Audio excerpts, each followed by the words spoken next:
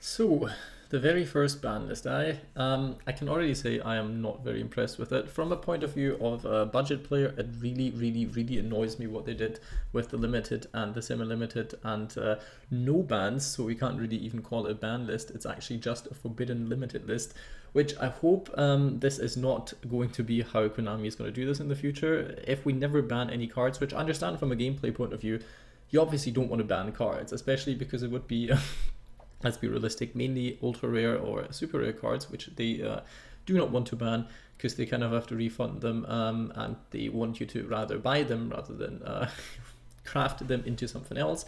But which leads to the next problem, and it's exactly what I thought it was going to be. They are trying to hit cards that are low rarity, so you fill them up with cards that are high rarity to make the deck a bit better than it was before. And this will go very much against what budget players are trying to do. And this whole list shows if they keep on doing it like this, then it's going to be very annoying to be a casual that likes the deck, the play style of a deck that is used as a meta deck, because we can already look at it with Adamantimators, we can look at it with Prank Kids, we can see it with stuff like the Phantom Knights of Torn Scales. They get rid of cards that are kind of crucial for the deck, or at least very helpful in the deck, instead of getting rid of the actual problem cards. So what's going to be happening is you'll be playing against people in ranked, since it's all best of one. The duels will not be like they claim less short or less frustrating and whatnot. The duels will actually stay the exact same level of that, because either you play against an opponent that cannot get off their crazy combos and either scoops because they can't be arsed with it, and they just want to get off their combos in a best of one, especially if they play like an overpowered deck, then maybe just give up on the one duel and try to get to your combo the next time, because the massive combos still exist. The oppressive stuff is still in the game, so it makes no difference. It will just, you will still have to play against an opponent that puts up the exact same board, just less often, but you don't care about it. In a one-on-one, you don't care about how often they put it up, because either the opponent puts it up or they don't. So either it's going to be a very boring game where you don't really have to do much because your opponent either can't put anything up, or they will just quit because they don't put up what they want to be putting up, or your opponent still does the exactly same frustrating board that did before. So nothing has changed in that kind of regard. It just is more annoying to for people like me and maybe some of the subscribers I have to play decks that you like the playstyle of, like Adamantimator. I feel like that's a very neat playstyle, but since cards are like Block Dragon are still around, you can still do all this insane stuff with the deck that you really don't need to be doing to enjoy the deck. And it's the same with Phantom Knights, for example. Torn Scales was a really strong card in the deck in general, makes the deck, for its own playstyle, actually quite good.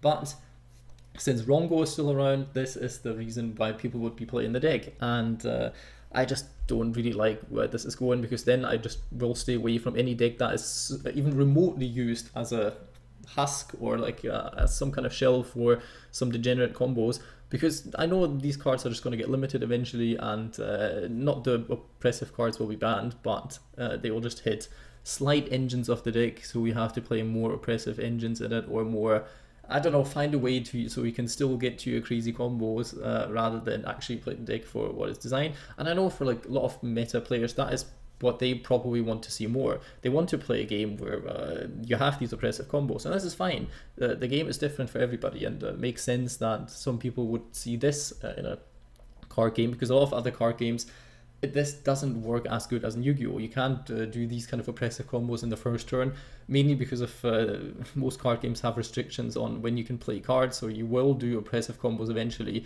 It's just more of a, oh, will I be able to do this before my opponent finishes me kind of thing. Yu-Gi-Oh! Just is like, well, we cut out all of this kind of shenanigans and just let you do this combo now rather than in 10 turns until you acquire enough mana, resources, whatever it is.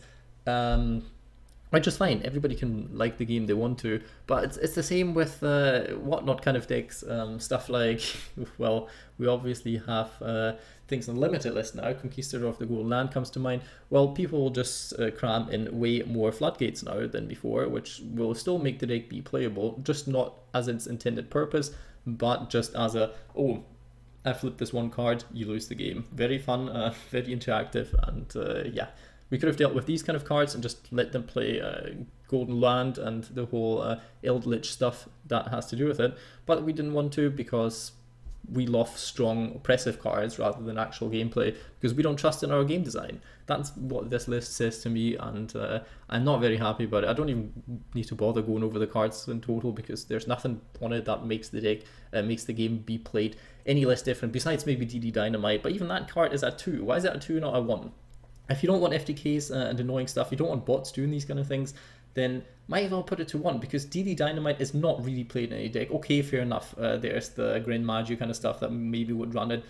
Fair play, they would suffer a bit if you actually put it to 1, I guess, I don't know, but it just feels it's a card that is mainly used for some kind of annoying thing, so might as well put it to 1 so you can't search it with all of these cards, and people can still run it in these kind of banished decks, but you just won't have it as many times as before, and you would completely shut down this FTK, but I guess they don't want to because they want to cater to as many different players as possible while catering actually to none of them, from what it seems like. Plus, they're still making no progress with the actual game, bringing new game modes in, doing anything competitive rather than climbing to Platinum 1, which, I don't know. I feel like this is definitely the step into the wrong direction, but that's all I can say. You can hear I'm clearly a bit upset about it, and yeah, that's it from me.